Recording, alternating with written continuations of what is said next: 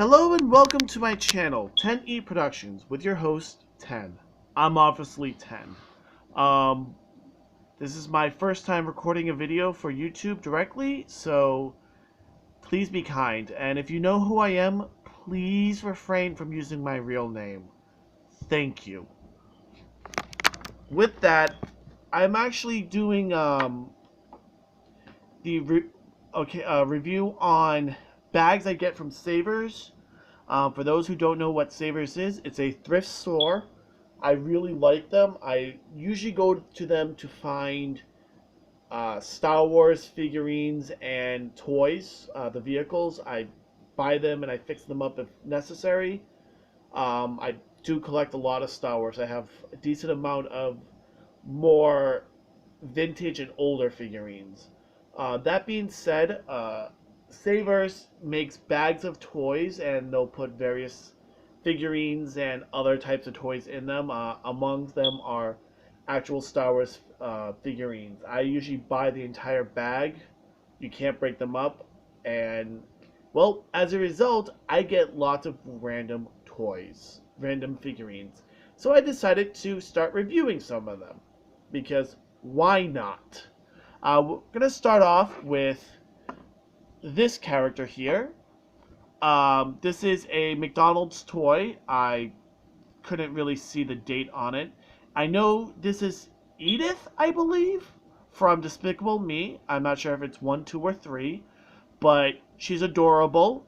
She's riding a big fluffy unicorn, and she's got a little gimmick. I don't know if you can see it, but there's a wheel, a wheel here that when she's on it, you're supposed to push her and her head bobs. That's another figurine. Her head bobs a little bit. She really doesn't do much, and her actual play is pretty low. But I keep them because, they're good for car trips with kids. And some of them are actually good quality. I remember the Beast Wars ones. I actually still have a few. But yeah, no, buy a few of them, throw them in your car. If the kids break them or lose them, it doesn't matter. They're cheapo. Again, McDonald's thing. The next two I have are Haley Hippo. Oh, come on, stand up. And Boppy from Doc McStuffins. They're PVC, very minimal posability. The only thing I really am questioning is her glasses about fragility, being fragile to fall off. But other than that, they're good for, again, kids to play with in the car. You lose them. They're not going to break easily. Like I said, I question her glasses.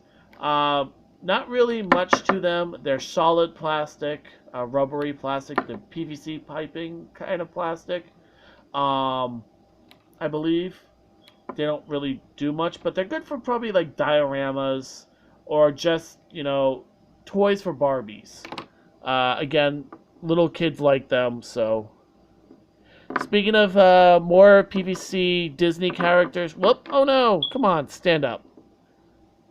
Another character I got, he's a more famous guy. People probably know who he is right off the bat. Mr. Incredible. Yet another PVC non-posable character. Pretty well sculpted. He's, like I said, not really posed. He looks like he's about to punch somebody. Again, probably good for a diorama or just a long car trip play. The next one I have never heard of before. This is a Choosy. Apparently, I thought it was an LOL doll. I mean, they look almost the same, and they got the same weird removable head with the ball joint. It's sticking out its tongue at somebody, and then it's got a polar bear on its head. I believe that's a polar bear. But it's cute. It could work for like a baby for the Barbies or just its own thing, I think.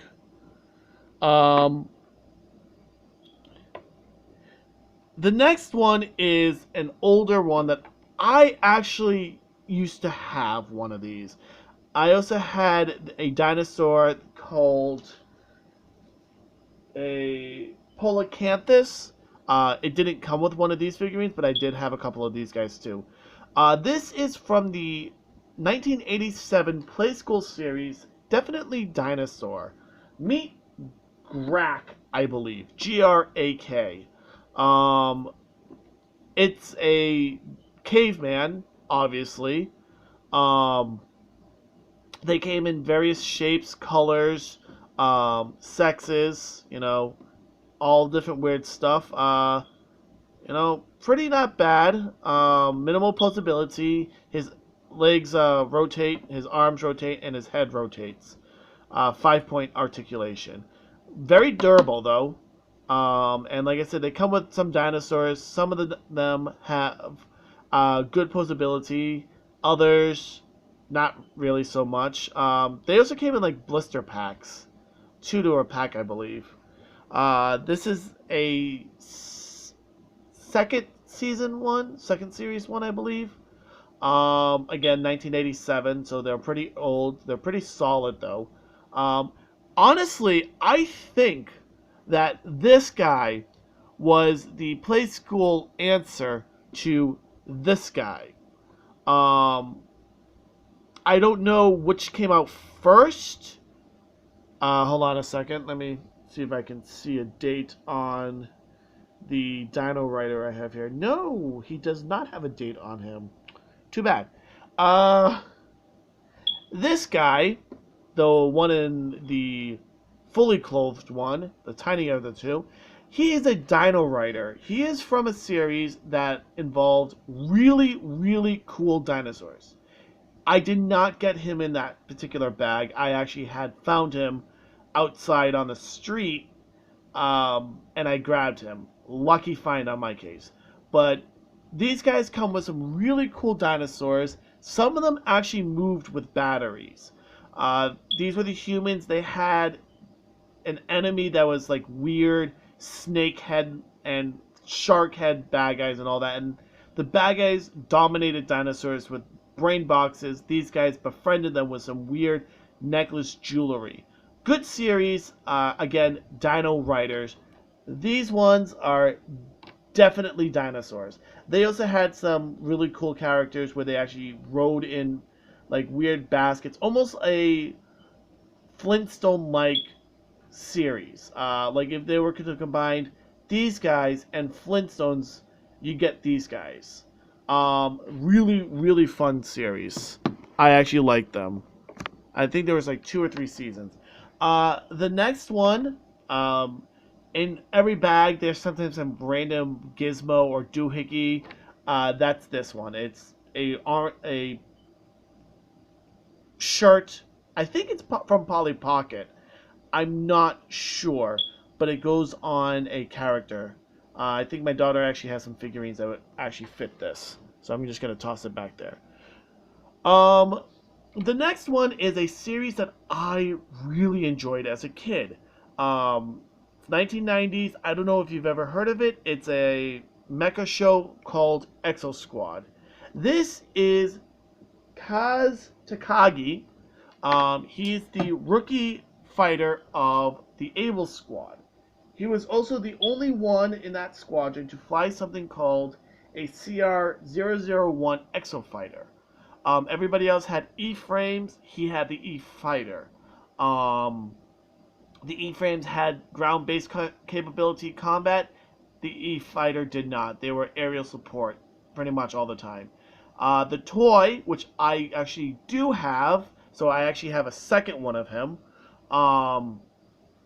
had a roundish look, whereas the vehicle in the movie, in the show, didn't. It was squarish. Really cool. I apologize for saying a lot. The back on him, if you notice there's a hole in the back of his head, well, Exo Squad had a gimmick where the E-frame would connect directly into their brain with some kind of plug, almost Matrix-y like. of course, this came out before the Matrix, so maybe they stole it from them. But they actually they were linked to their suits, and they could send a thought and like fire a missile, and the missile would fire, or open wings, and the wings would open. But yeah, they controlled basically their vehicles through both their minds and through manual control. A couple of the characters actually used them manually without brain inputs. Kaz, whoops, has decent posability. His arms rotate. He's got. Whoops, sorry. I'm on my tablet, so I apologize for the quality. His arm rotates like that, up and down. The shoulder does rotate. He's got really good leg flexibility, and his head has rotation. He's pretty much got the posability of a 3.75-inch series G.I. Joe, except his hips don't rotate. The G.I. Joes did, but if you did it too much, you snapped that rubber band that was in them. These guys don't have the rubber band. They're also a little bit shorter than a 3.75-inch character. For reference, here's a 3.75-inch character. I'll get back to him later. But yeah, no, I love the series. The detail on them is pretty very good. They're vibrant colors. J.T. Marsh had like a dull green suit. He's got a very, very fluorescent green suit. I loved it. Again, this is Kaz Takagi. He was about 20 years old, and he was the rookie in the Able Squad. The next one is a very good familiar face. Imaginext series. I actually kind of like them because they brought back some really cool popular stuff like Power Rangers, Turtles, and a few others. I don't know what generation Splinter this is, but I can tell you it's not from my childhood cartoon, the 80s and 90s one. But I think his feet are really weird looking. Nicely detailed, but just really weird. And then here's his tail. You really can't do much with it. They should have painted it, personally. Maybe the tail color. But yeah, this is Splinter from Imaginext. His arms rotate up and down. His head rotates. That's really all articulation he has. His feet don't articulate, and he doesn't bend.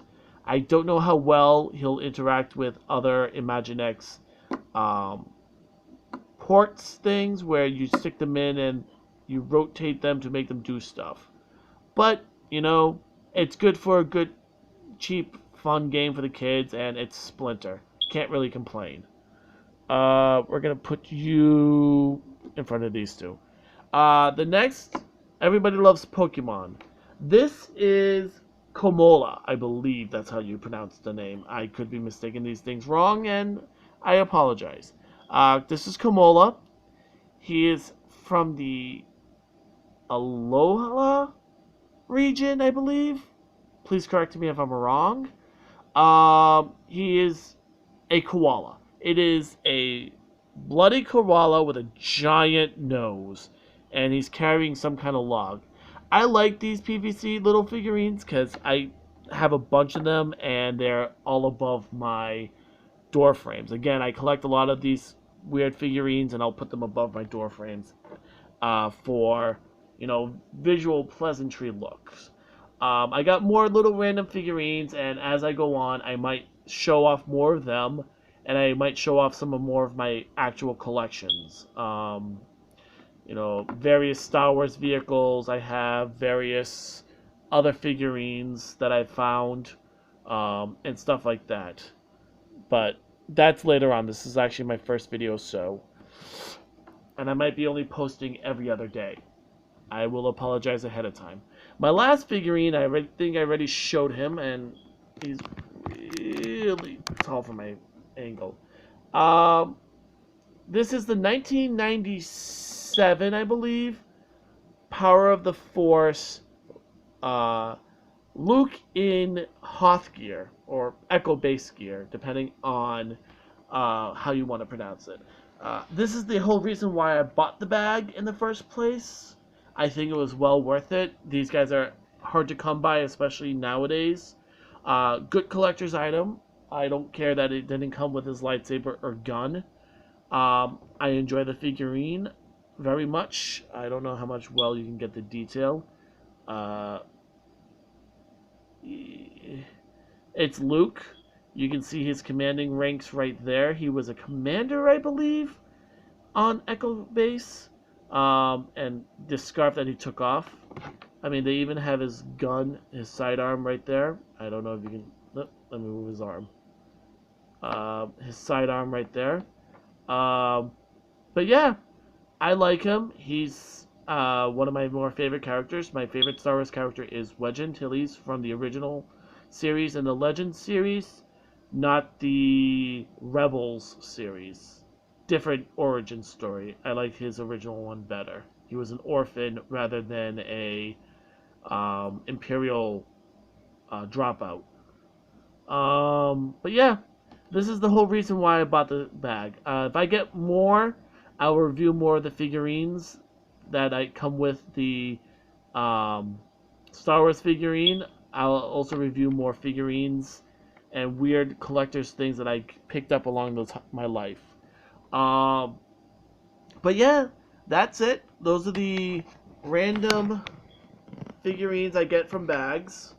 From Savers. I go to other thrift stores too, so this isn't going to be the only series I get. But other than that, this is my collection. I hope you enjoyed it. Please like and subscribe. I will thank you for your time and effort. Adios y hasta luego.